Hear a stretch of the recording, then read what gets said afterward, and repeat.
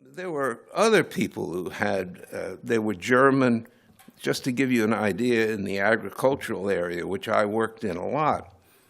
There were banana interests. Now, we don't produce bananas, but our companies produce bananas in Central America. The French had a preferential system for bananas from Africa.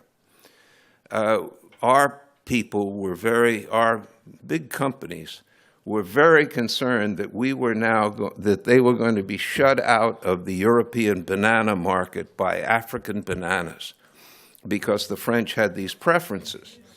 So there was pressure on us to pressure on the American government to oppose aspects of the common agricultural policy because of bananas.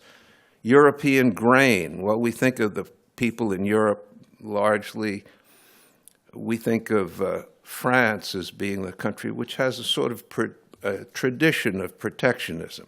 But it was German grain prices that were the highest. And it was the Germans, we were afraid that the Germans would ally with the French and others and set a regime for imports of grain that would shut American grain producers out. So the point I'm trying to make here that I want to emphasize with you is that the American government took some real risks to support the unification of Europe. And there were key figures in this whose names have sort of been forgotten. There was a man named George Ball, who was the Undersecretary of State at the time, and a very powerful Undersecretary of State. People know him as they know Bill Colby for their association, Bill Colby from the CIA, for his association with Vietnam.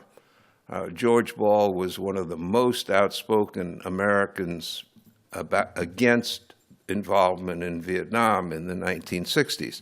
And if you do what I just did and look for him on Wikipedia, there'll be very little mention of his role in Europe, a lot of mention of his role in the Vietnam debate. The same is true of Bill Colby, who I mentioned before, had a big role in supporting the Italian government right after the war. Many of these people, like Bill and like